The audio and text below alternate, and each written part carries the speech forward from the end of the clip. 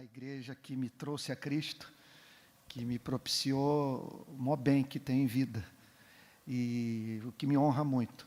Eu peço perdão a vocês, eu não me lembro de ter me atrasado desde o início da exposição dos Efésios e Gálatas, mas hoje foi impossível. Eu estou vindo do mangue onde foram encontrados os corpos dos traficantes que foram executados pelo BOPE nesse final de semana na Cidade de Deus. Então, fui fazer o meu papel de cidadão, né? A imprensa nos procurando, querendo nossa posição. Eu falei, eu tenho que saber. Eu aprendi o seguinte, eu não ter informação de primeira mão e não ficar recebendo notícia de tabela.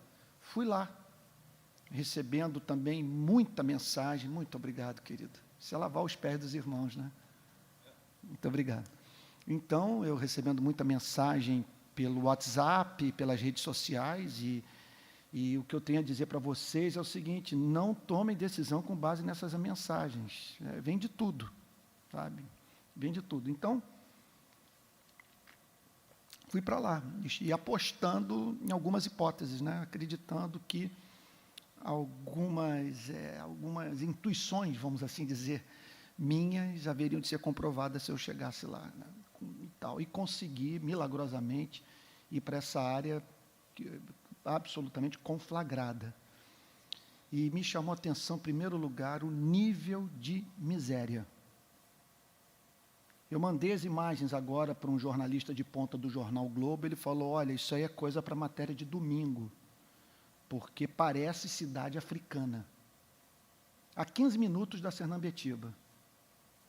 Eu nunca vi. É o IDH mais baixo com o qual já me deparei, com exceção de Jardim Gramacho, né?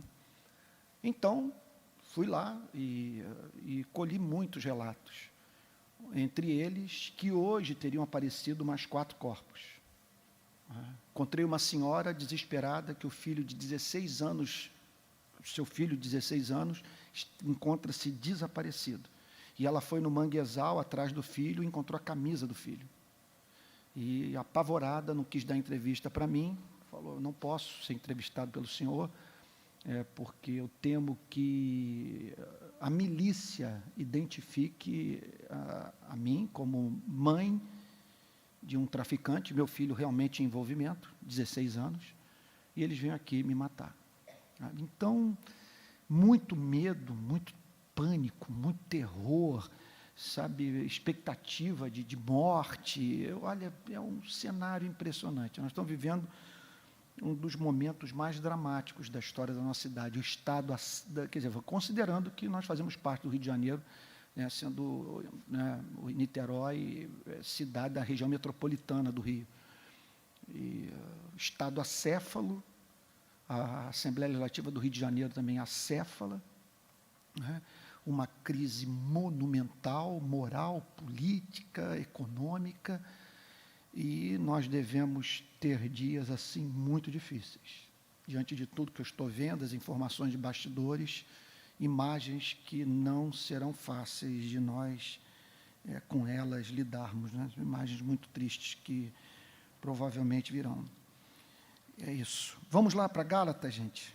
Vamos para a palavra de Deus, Gálatas, capítulo 2, versículo 11. É interessante que durante um tempo eu lidava com a igreja, com esse momento. Você veja o que eu acabei de dizer. Vamos aos Gálatas, dá a impressão que você está saindo de um mundo entrando em outro. E eu confesso a vocês que hoje eu estou vivendo uma experiência inversa, depois de muitos anos. Eu vou para a Bíblia e a Bíblia me joga de novo para o mundo. Antigamente eu tinha a impressão de que estar na igreja era como se você... sabe, alguém colocar no seu rosto assim aquela máscara de balão de oxigênio, né, que liga e tal, e você meio que renova as baterias e tal, e que por alguns minutos ou horas você se livra do mundo. Mas aí você vai para as Sagradas Escrituras e vê as Sagradas Escrituras dizendo, eu quero que você seja o sal esfregado na carne para que a carne não apodreça. Que você seja o sal da terra e a luz do mundo. Bom, mas vamos lá para Gálatas, capítulo 2, versículo 11. Ó Pai Santo, em nome de Jesus, que Tu abras o nosso entendimento para conhecer a verdade, e que esse texto seja importante para a definição da identidade da Igreja Betânia, bem como, Senhor, do ponto de vista daqueles que serão alcançados pelas transmissões online, pelas gravações, que isso também seja importante, Senhor, para a definição da identidade da igreja, da vida destes que serão alcançados por esta mensagem. Que o Senhor nos perdoe os pecados, as nossas transgressões, Senhor, por não participarmos das Tuas angústias, por não estarmos contigo chorando sobre Jerusalém. Nós pedimos perdão por não termos alma, Senhor. Perdoa-nos. E que, em nome de Jesus, Teu Espírito esteja em nós, nos ajudando a participar dos sofrimentos de Cristo, Senhor, bem como da alegria de quem, em meio às lutas, pode ouvir: Tu és o meu Filho amado, em quem me comprazo. Abençoa-nos, Senhor, que entendamos o texto e que ele seja aplicado com poder em nossos corações, em nome de Jesus. Amém. E aqui o apóstolo Paulo, a partir do versículo 11, continua fazendo uma defesa do seu ministério, da sua mensagem. Isso é algo, uma tarefa a qual nós devemos nos dedicar em raríssimas ocasiões nas nossas vidas. Tem para mim que o mais sábio é nas horas em que somos caluniados e atacados e que pessoas atribuem a nós o que não falamos, o que não fizemos. A melhor coisa é fazer como Maria, diante de Marta, sabe, que ficou calada e viu Jesus saindo em sua defesa. Mas tem horas que, se nós não falarmos, o nosso ministério, nossa pregação, consequentemente, se tornarão estéreis na vida de pessoas que poderiam ser alcançadas por nós. Então, pessoas que, em razão do que é falado ao nosso respeito, são levadas a não nos ouvirem. Essa semana eu me dediquei a essa tarefa com imenso constrangimento, mas vivendo uma fase do ministério que, em razão de algumas pregações, estão atribuindo a mim o que eu acho injusto. Então eu disse: olha, eu só tenho uma alternativa, que vocês entrem no site da Igreja Presbiteriana Betânia e acompanhem a série toda de Efésios, e ouçam a série de Gálatas, sabe? Entrem no site da Igreja Presbiteriana da Barra e ouçam as minhas exposições sobre o Evangelho de João, porque esse método de pregação, ele é transparente. Você tem que pregar sobre tudo. A Bíblia pauta o púlpito. Você não tem como pular versículos e palavras, e é forçado, em razão da pregação expositiva de um livro inteiro, sabe, é forçado a lidar com todos os temas. Se vocês fizerem um inventário do que foi falado nesses últimos meses, vocês verão que nós falamos aqui sobre família, falamos sobre sexualidade, falamos sobre o papel da igreja na sociedade, falamos sobre o papel do Estado, falamos sobre batalha espiritual, justificação pela fé, santificação, predestinação, regeneração. Gente, não tem como você enganar. Então, essa é a maior salvaguarda. E, bom, tudo isso, sabe, para dizer que o apóstolo Paulo, nesse ponto do seu ministério, se dedicou a essa tarefa, de fazer uma defesa da sua integridade moral, ministerial e da sua mensagem. Então, diz assim o versículo 11: quando, porém, Cefas veio a Antioquia, resisti-lhe face a face. Meu Deus, que experiência, gente.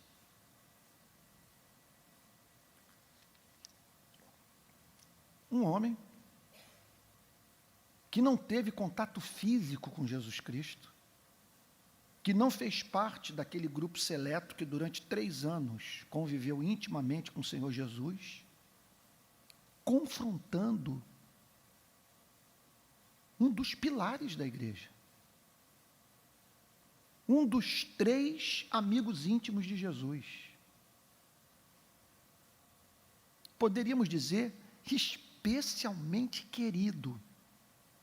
E o homem, a quem Deus usou, no dia de Pentecostes, para atrair 3.000 novos membros à igreja de Jerusalém.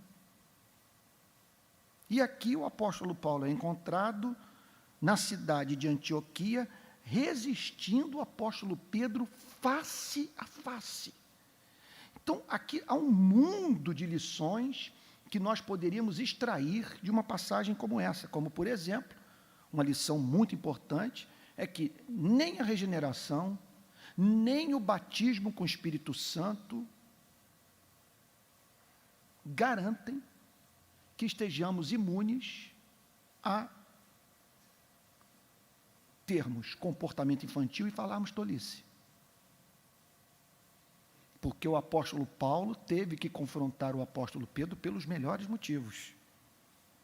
E aqui nós estamos também diante de um outro princípio, de uma outra verdade do cristianismo, que nós não podemos jamais permitir que a falsa paz se estabeleça na igreja. O que é a falsa paz? É a paz do cemitério, do silêncio, em que pessoas temem falar o que pensam, em que não há espaço para o debate e para pessoas com histórico de serviço à igreja, até mesmo em amor, serem confrontadas, e se necessário for, publicamente. O apóstolo Paulo diz que resistiu a Pedro face a face, porque Pedro se tornara digno de repreensão. Então vocês vejam como que, em nome do amor, nós podemos nos equivocar quanto a esse ponto. Quando a verdade estiver em jogo, é exigência do amor que façamos confrontação franca àquele que, em um ponto do seu ensino, um ponto da sua teologia ou do seu comportamento, negou a fé em questões inegociáveis. E foi o que aconteceu com o apóstolo Pedro. Verso 12.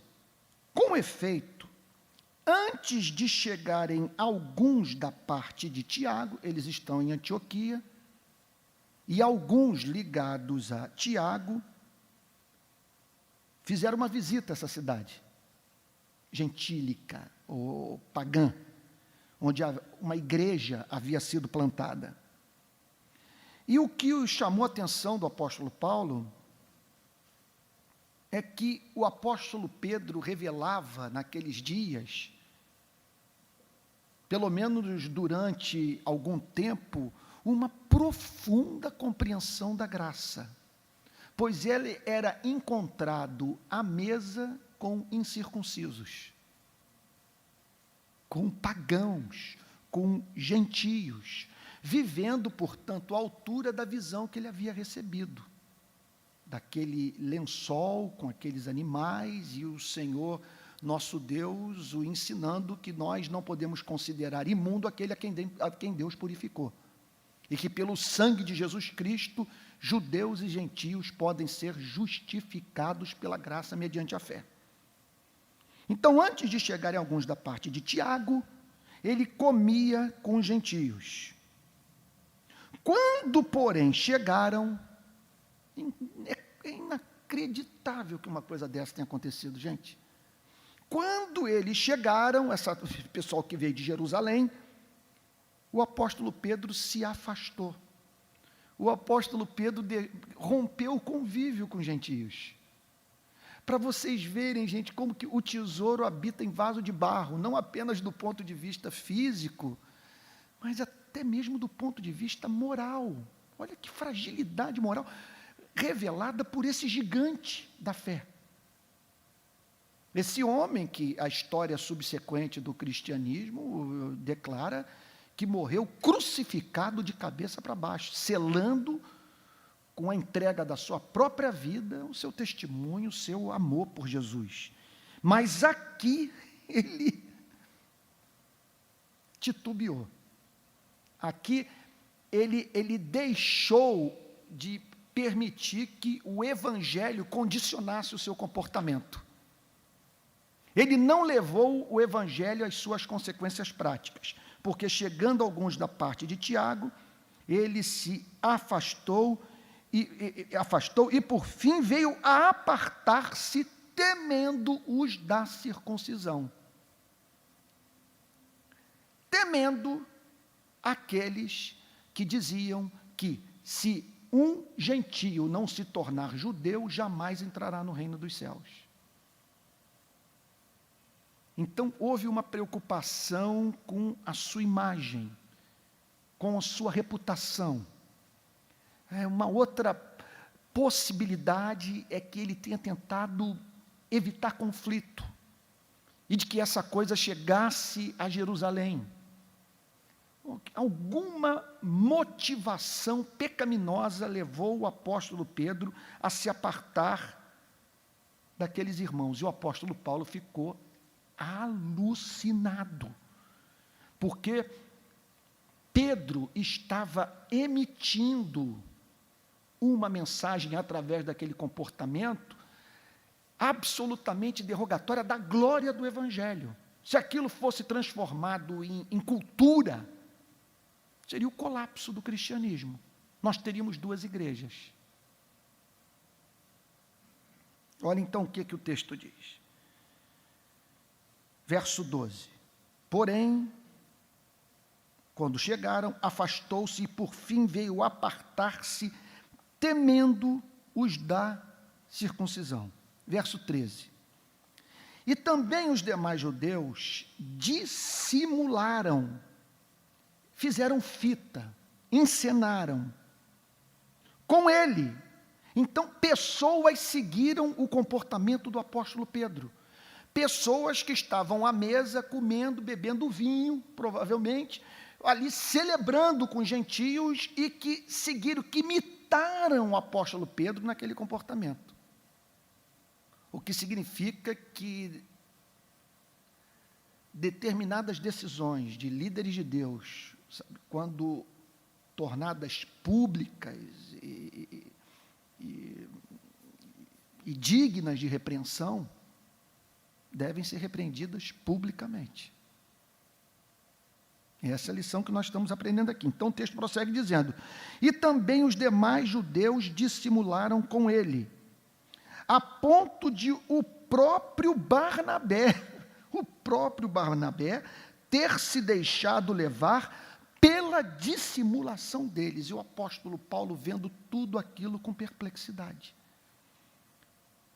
dizendo o seguinte, que houve um colapso na vida desses irmãos. O que houve? São irmãos, mas até Barnabé, Pedro, que medo é esse?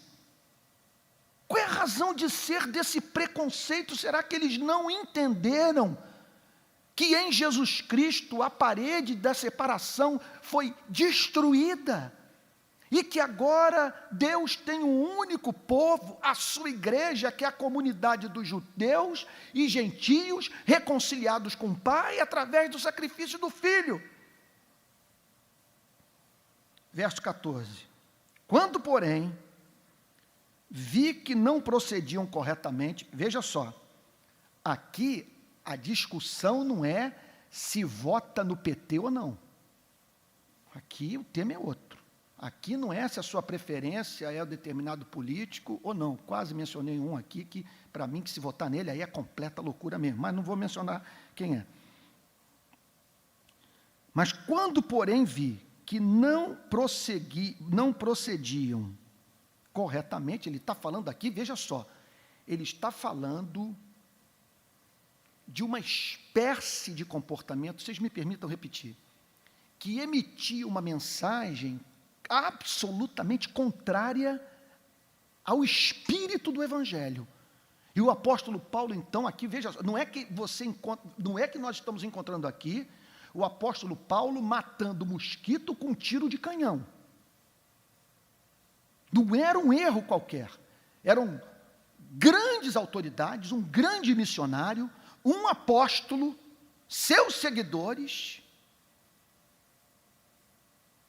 se comportando de modo preconceituoso.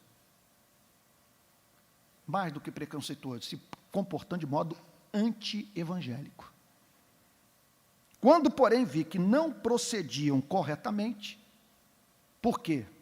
Todo o nosso comportamento tem que ter uma justificativa no Evangelho. Se você não consegue justificar suas escolhas, suas preferências, suas ideologias, o que faz com o seu tempo, com o seu dinheiro, com o seu casamento, seja que área for da sua vida, se você não consegue ter uma justificativa no Evangelho, você não está andando segundo o Espírito, não está glorificando a Deus, não está sendo evangélico. Quando, porém, vi que não procediam corretamente, segundo a verdade do Evangelho. Portanto, o Evangelho, veja só, não se trata apenas de um conjunto de verdades que deve ser crido. O Evangelho é um conjunto de verdades que deve condicionar a totalidade da nossa vida. Então, é alguma coisa que deve impregnar nossa mente a ponto de servir de enquadramento intelectual para a leitura de tudo que nós fazemos na vida. Nosso ponto de vista, portanto, tem que ser sempre evangélico. Esse é o ponto de partida da nossa relação com qualquer campo de conhecimento. Então, e sobretudo do ponto de vista da ética, do ponto de vista da moral, do ponto de vista do comportamento. Quando, porém, vi que não procediam corretamente, segundo a verdade do Evangelho, disse a Cefas. Ele se dirigiu ao apóstolo Pedro. Veja só, aqui é o ponto de partida para uma discussão, gente, como que nós devemos conduzir as nossas diferenças no corpo de Cristo. O primeiro passo que você dar é o seguinte, que você tem que dar é elaborar uma justificativa teológica para o que você vai dizer. Seja na reunião do conselho, na reunião do grupo pequeno, na junta diaconal, num debate qualquer na escola dominical. Primeira coisa que você tem que procurar, sua principal meta é uma forma de pensar teológica. Você tem que formular um argumento, uma resposta. Não é, veja só, isso aqui não é na base do eu sinto, eu acho, eu julgo, isso me ocorreu agora. Estão lembrados da história? Eu já contei para vocês do isso me ocorreu agora, do meu concunhado Fabiano. Eu contei para vocês, não? Ele descrevendo a construção do farol velho de Arraial do Cabo. Gente, meia hora descrevendo a construção do farol velho do Arraial do Cabo.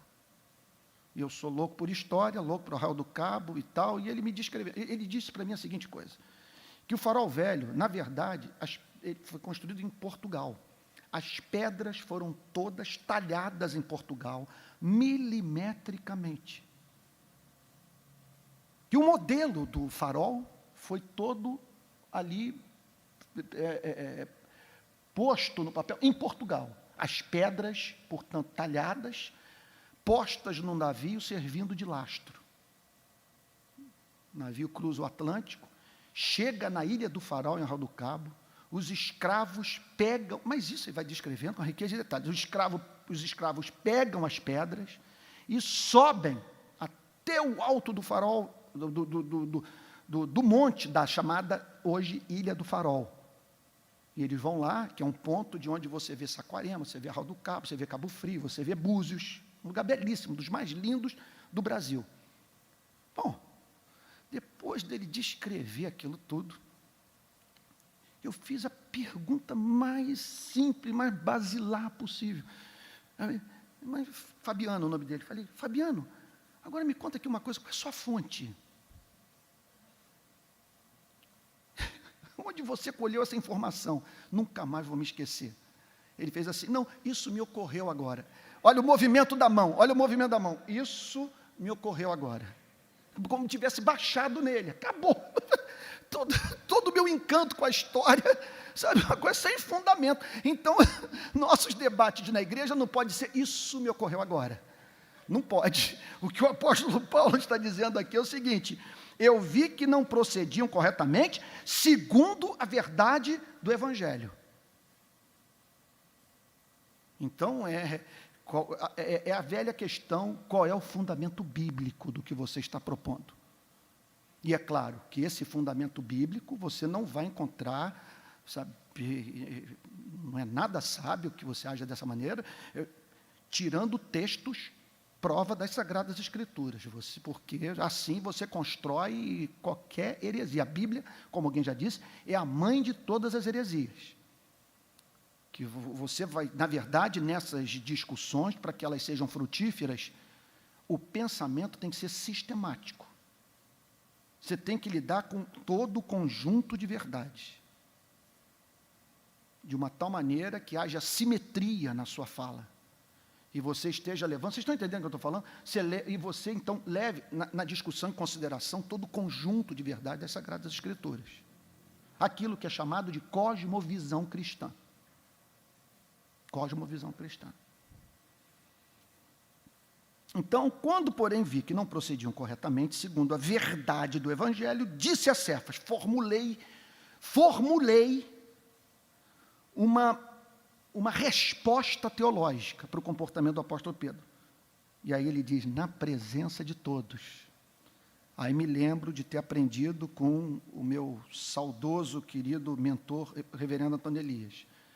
Meu filho querido, pecados secretos, nós tratamos de modo secreto. Pecados públicos, infelizmente, de modo público. Que você não pode pegar uma coisa que ninguém sabe. Ele tem uma história que uma vez ele me contou, que me levou às lágrimas. Já preguei sobre isso aí por aí no Brasil, de uma história, bom, não vou sair muito do ponto, mas como que ele preservou a vida de uma pessoa. Bom, era um líder, um presbítero, ele me contou essa história, que tinha se envolvido com a empregada. E ele falou o seguinte, meu filho, vamos fazer um negócio, eu não vou contar isso para ninguém. Não vou contar para o conselho, não vou contar para nenhuma pessoa, vai ficar só entre nós. Mas eu vou pedir que você lá abra mão das suas funções. Bom, e que você se cuide de si mesmo, da sua alma e tal. Bom, foi essa a condução que ele deu para aquele pecado não tornado público. E eu me lembro dele me dizer do destino, né, da vida daquele presbítero. Pois ele se manteve casado, abandonou o pecado, o confessou, teve 2 filhos, e se não me falha a memória, os 2 entraram no ministério sagrado. E o que teria acontecido daquela família se ele tivesse tornado público? O que havia acontecido? Mas aqui não. Aqui o nosso querido Pedro, é inacreditável, né, gente?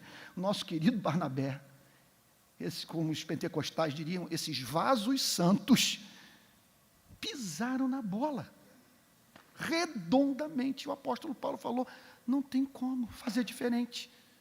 Foi tornado público, se isso não for combatido publicamente, acabou a igreja. Nós vamos ter uma nova sinagoga. Isso aqui vai virar uma nova versão do judaísmo, vai perder a essência, vai deixar de ser cristianismo. E aí ele diz assim, disse a Cefas na presença de todos. Caramba, olha só, aqui é o papo reto. Se, sendo tu judeu, tendo nascido em Israel, circuncidado, vives como gentio, esse vives como gentio, está querendo dizer o seguinte, que a doutrina tinha entrado na cabeça do apóstolo Pedro. Não é que ele tenha deixado de crer no Evangelho. Ele só não estava disposto a assumir, naquele momento, de uma forma pontual, as consequências práticas do Evangelho. O que me impressiona é esse homem, que, segundo, repito, a história é extra-bíblica, morreu crucificado de cabeça para baixo, ele, por ter dito para os seus algozes que não era digno de morrer como seu Senhor.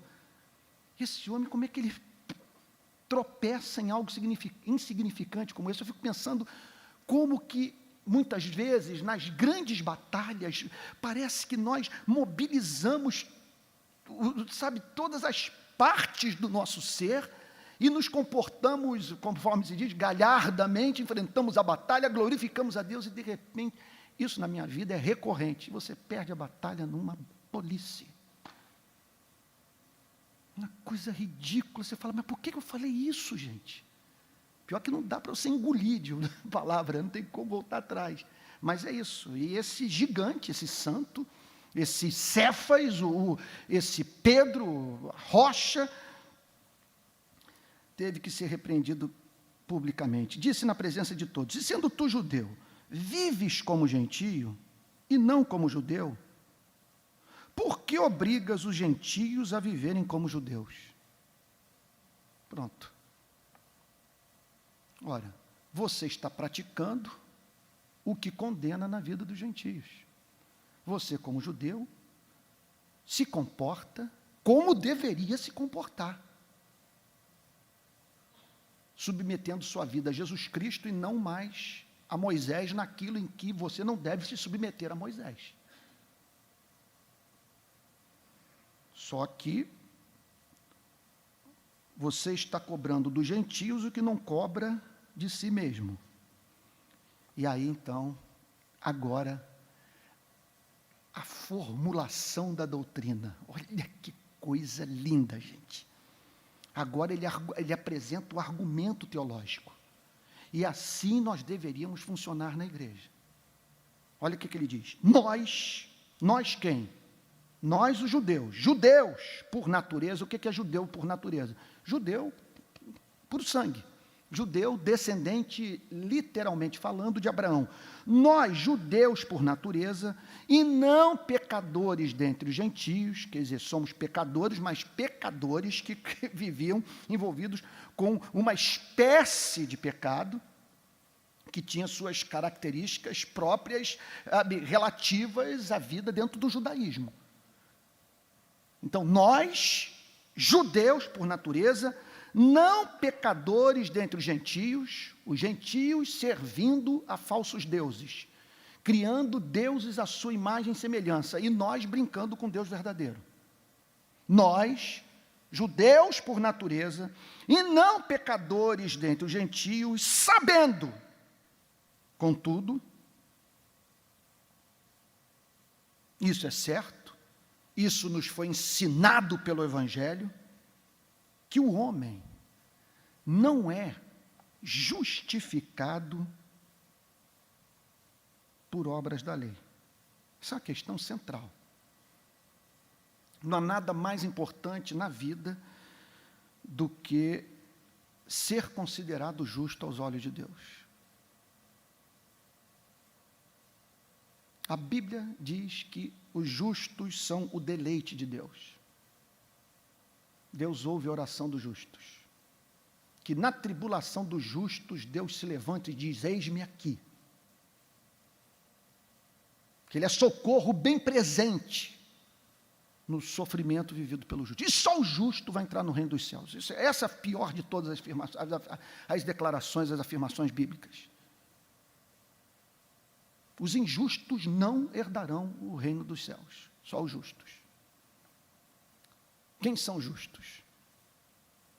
Os justos são aqueles que vivem uma vida de conformidade à lei de Deus. O conceito mais basilar de justiça é sujeição à vontade revelada de Deus na sua palavra. O justo é aquele que passa pelo escrutínio da lei, sem sentir a necessidade de confessar pecado. O que isso significa? Que o justo vive uma vida de amor. Ele ama a Deus com todo o seu ser, a ponto de não querer nem a doença, nem a saúde, nem a riqueza, nem a pobreza, nem a fama, nem o anonimato. Ele quer Jesus, ele quer o seu Deus. E porque ele ama a Deus,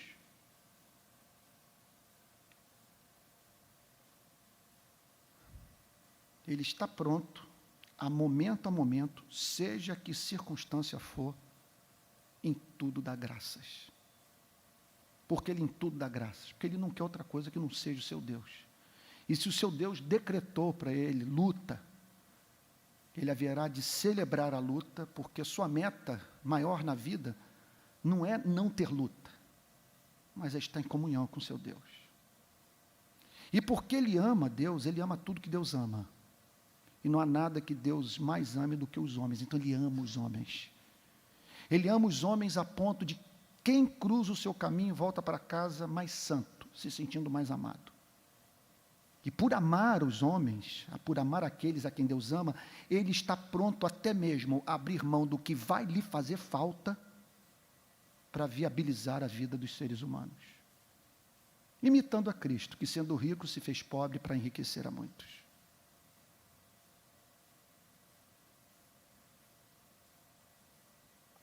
Quem vive isso?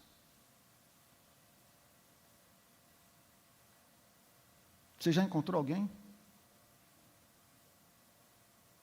que viva uma vida de amor integral a Deus e ao próximo? Logo, a situação da humanidade é desesperadora, porque a Bíblia declara que nós somos injustos. E vejam só, injustos não por termos nos tornado incapazes de cumprirmos mandamentos arbitrários estabelecidos por um ser neurótico que pede de nós idiotices. Não, a Bíblia diz que nós somos injustos porque não amamos. É sério. A Bíblia diz que nós somos injustos porque nós produzimos guerras. A Bíblia diz que nós somos injustos porque nós criamos sociedades desiguais, ou nas quais há sempre desigualdade.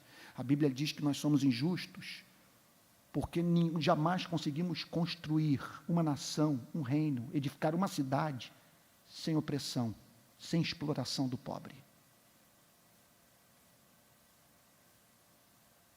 A Bíblia diz que nós somos pecadores, e somos pecadores porque não sabemos amar.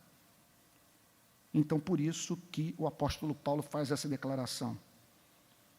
O homem não é justificado por obras da lei. Esqueça a ideia de olhar para os 10 mandamentos e, com base no exame de si mesmo, feito à luz dos 10 mandamentos, você julgar que Deus tem que ouvir suas orações. Antigamente, vocês me perdoem, vou usar aqui o linguajar da praia da minha época, não sei se é digno do púlpito, mas a gente costumava dizer o seguinte: só se você tiver muito fumado, fumou muita maconha, comeu com farinha, você examinou sua vida à luz dos 10 mandamentos e se sentiu digno. Deus tem mais que abençoá-lo, ouvir suas orações. E o reino dos céus é lógico, que lhe é de direito, porque afinal de contas você olhou para os 10 mandamentos, você olhou para o 10º mandamento: não cobiçarás a mulher do teu próximo, a casa do teu próximo, a fazenda do seu próximo, os diplomas do seu próximo, não sentirás prazer quando aquele que você inveja tropeçar, não sentirás tristeza quando aquele que você inveja prosperar. Por isso que o apóstolo Paulo está dizendo o seguinte: nós que somos judeus, sabemos que a lei só nos enlouqueceu. A lei era tapa na cara manhã, tarde e noite. Por isso que nós vivíamos matando aqueles animais. E mesmo assim, não tínhamos sossego. Tínhamos que voltar regularmente a praticar aqueles sacrifícios. Porque era nós descermos de Jerusalém, após longa, exaustiva peregrinação, para no caminho já começarmos a pecar.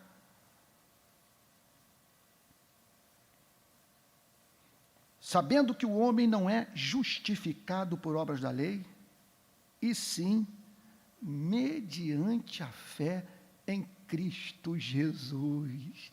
Então são 2 caminhos completamente diferentes.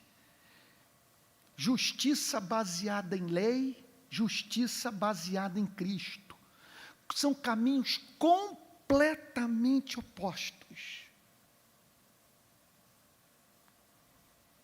Num caminho, eu procuro basear minha justiça na sujeição aos mandamentos revelados por Deus na sua palavra. No outro caminho, eu deixo de ver a justiça como fruto de desempenho, de performance, como conquista humana. Aí as palavras imortais de Lutero: eu passo a ver a justiça como algo que cai do céu como a chuva.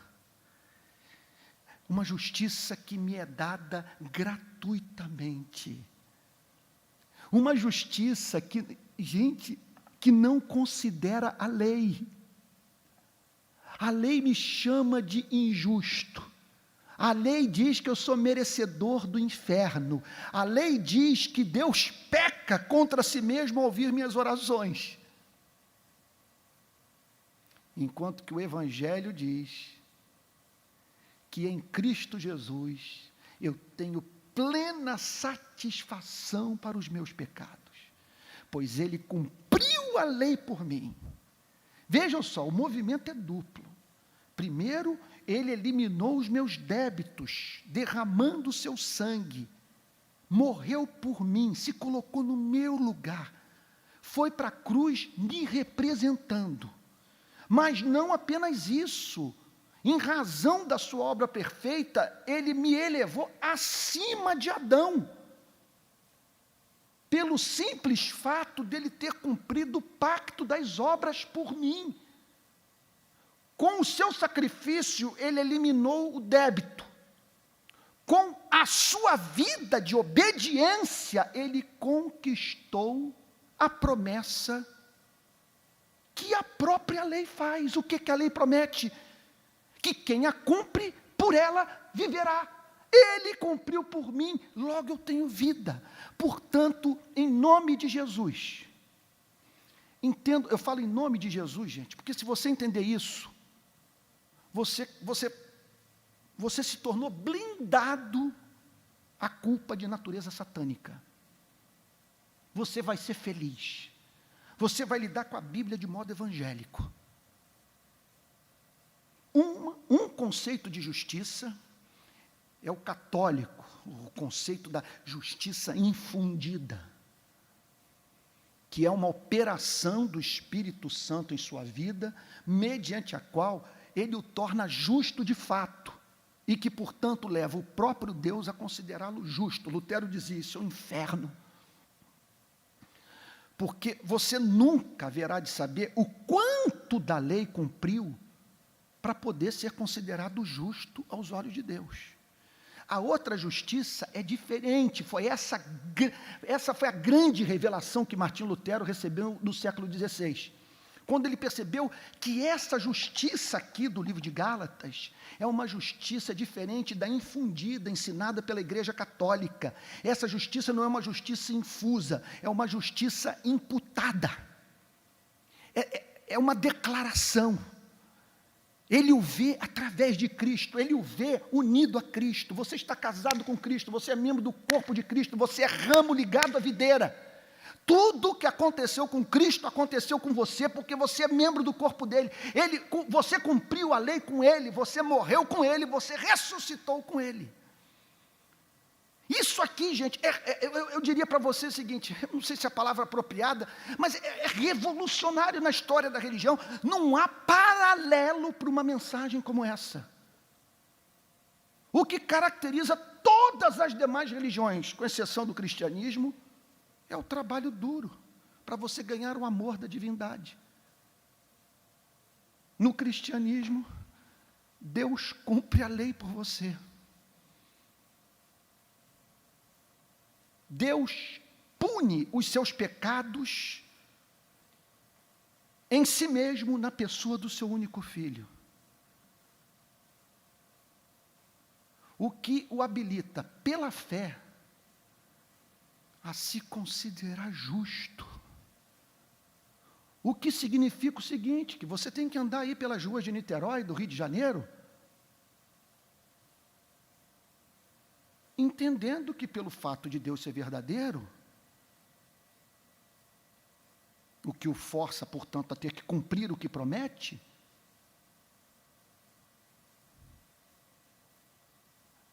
você foi tornado pela graça digno de receber o tratamento que é próprio da vida de um justo.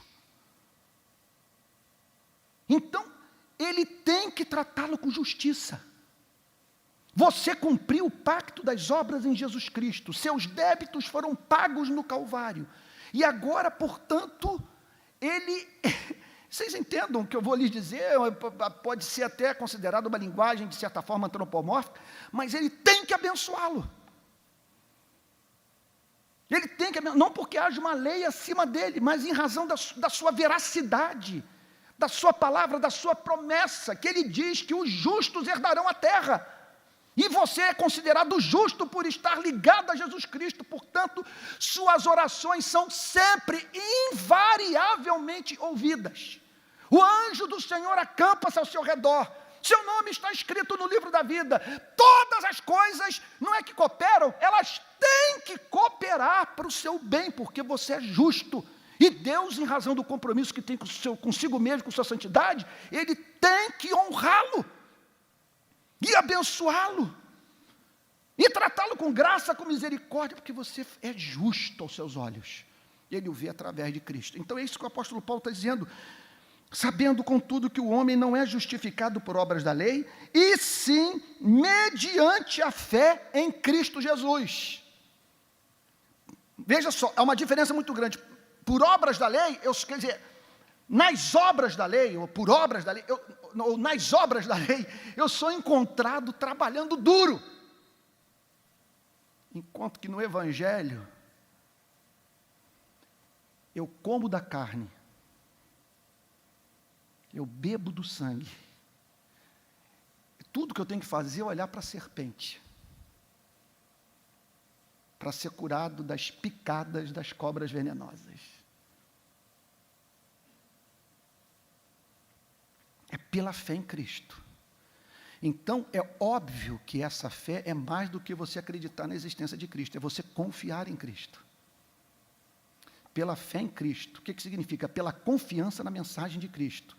De um Cristo que promete na sua palavra que declarará justo todo aquele que o Pai a ele enviar. Sabendo, contudo, que o homem não é justificado por obras da lei, e sim mediante a fé em Cristo Jesus. Veja só, preste atenção, isso aqui, nesse ponto, é de fundamental importância que você separe a palavra fé da palavra amor. Ser justificado por obras da lei significa procurar ser justificado através do exercício do amor. No Evangelho, nesse ponto, entendo o que eu estou querendo dizer, nesse ponto o amor não entra. Aqui é fé, aqui é a boca aberta, aqui é a mão vazia, aqui é o cego ser propício a mim, pecador, mais nada.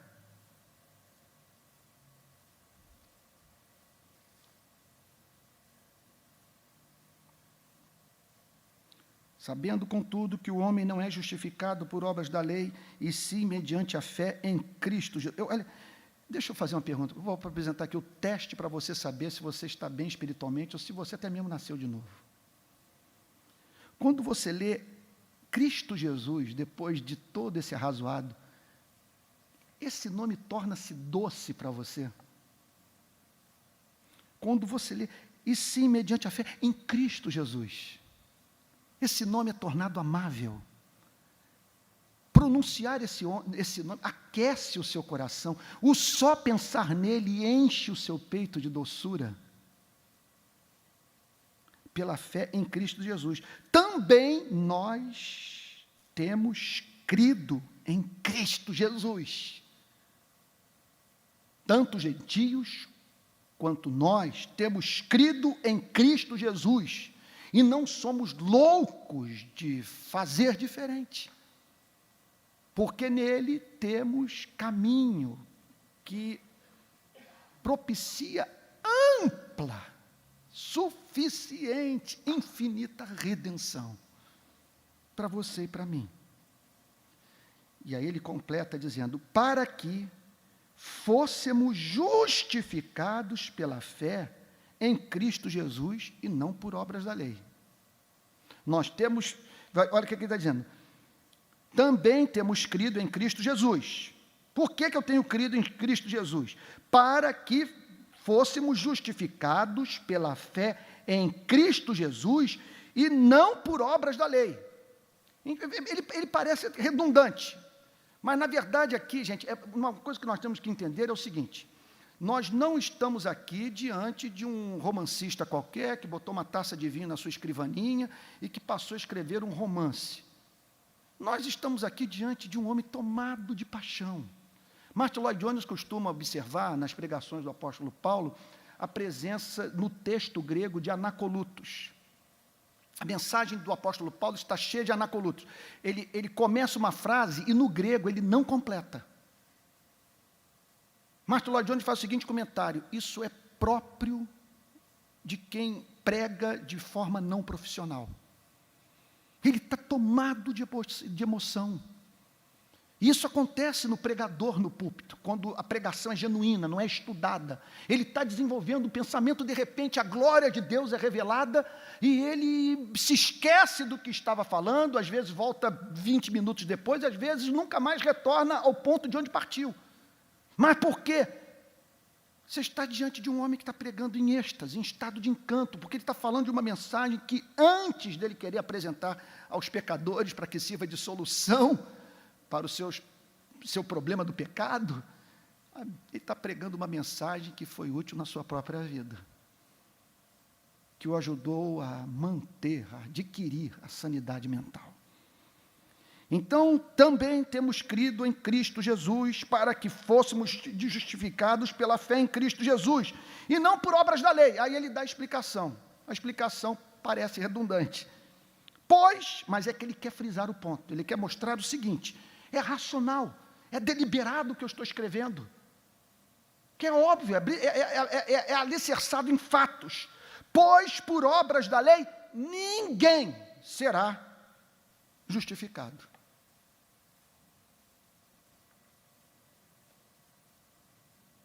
Por isso que nós devemos fazer a obra missionária, viu, dona Liane? Por isso que temos que manter o departamento de missões das nossas igrejas, está preocupados e nos mantermos preocupados com as chamadas missões transculturais. Esperança de justificação está em Cristo Jesus. O texto não nos apresenta esperança para pagão ser convertido através do exercício, ser salvo através do exercício do amor. Por obras da lei, ninguém será justificado. Então isso aqui é um golpe no ecumenismo também. Você pode ser ecumênico do ponto de vista da ação cívica, vamos assim chamar, da ação cidadã. Você está com incrédulos, pessoas, membros das mais diferentes religiões na rua, marchando, lutando pela democracia. Agora, o que você não pode, adiante desse sacrifício na cruz, de uma declaração como essa, por obras da lei, ninguém será justificado, você dizer que todo caminho leva a Deus, quando a Bíblia é exclusivista. Eu diria intolerante. Mas é uma intolerância que tem sua razão de ser.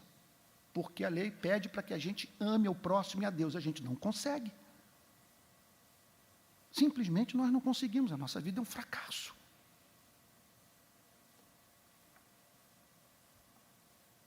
Então ele diz: por isso nós fomos encontrados em Cristo Jesus, para que fôssemos justificados pela fé em Cristo, e não por obras da lei. Por quê? Porque por obras da lei é evidente. O que ele está querendo dizer? É evidente que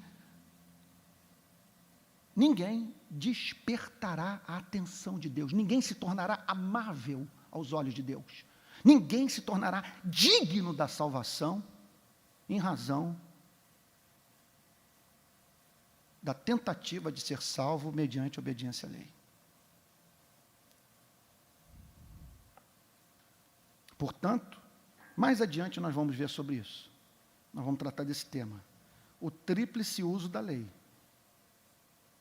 Veja só, nós temos a lei que é usada como caminho para a redenção. A lei, eu não canso de dizer isso, aprendi isso com Lutero. A lei o coloca de olho no Sinai. Relâmpago, terremoto, labaredas de fogo. E aí, então, ela o faz ansiar pelo Evangelho, que põe os seus olhos no menino mamando no seio de Maria. Então, esse é um uso da lei, o uso evangélico. Ela o põe no chão para que você se deixe reerguer por Cristo. O segundo uso é o uso civil, para refrear os maus. Porque, infelizmente, nós não podemos viver, né, em sociedades nas quais não haja lei, nem aquilo que veio a ser chamado de monopólio do uso da força. Nós temos que ter alguém que julgue, alguém que tenha o poder de aplicar a sanção penal, caso a lei não seja honrada por nós. E o terceiro uso é a lei como modo de viver, como forma de glorificar a Deus. O que nós não podemos, o que seria o suicídio completo, a perda da sanidade mental, colapso da igreja, é criar o quarto uso da lei, a lei como caminho de redenção. O que me parece é que tem muita gente dedicada a esse uso indevido da lei, e pregando em termos tais que nós somos levados a crer que a salvação não é mediante a fé em Cristo Jesus, e sim por obras da lei. Eu espero que você esteja aí agora, após ouvir a mensagem desse texto, com vontade de falar na língua dos anjos e dizer por seu Deus: Pai Santo, que caminho de redenção tu apresentastes a mim, que salvação ampla, suficiente tu oferecestes para este pobre pecador. Os pregadores do passado costumavam dizer, esse tição tirado das fogueiras do inferno. Então, que você guarde essa declaração. Justificados pela graça de Deus em Jesus Cristo. Então, e aqui eu concluo, pelo menos duas consequências à luz desse texto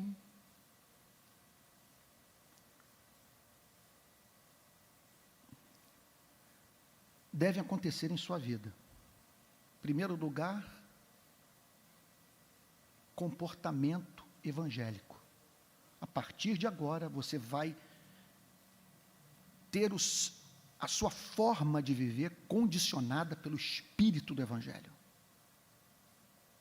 O que levou, portanto, o apóstolo Paulo a censurar Barnabé e a Pedro, em razão do comportamento deles não ser regulado pelo Evangelho. E, em segundo lugar, segunda consequência prática, paz que excede a todo entendimento, alegria indizível e cheia de glória. Aqui na mente, olha, serenidade. Satanás não tem mais acesso à sua consciência. Aqui Cristo reina. Ele vai trazer todas as suas loucuras do passado. Você vai poder, até mesmo na presença dele, acrescentar tantas outras que ele se esqueceu. E dizer, e é justamente por conta de tudo isso que você está trazendo à minha memória, que eu corri para Jesus Cristo e aceitei sua oferta de salvação. Que Deus o abençoe muito. Que Deus lhe conceda serenidade de mente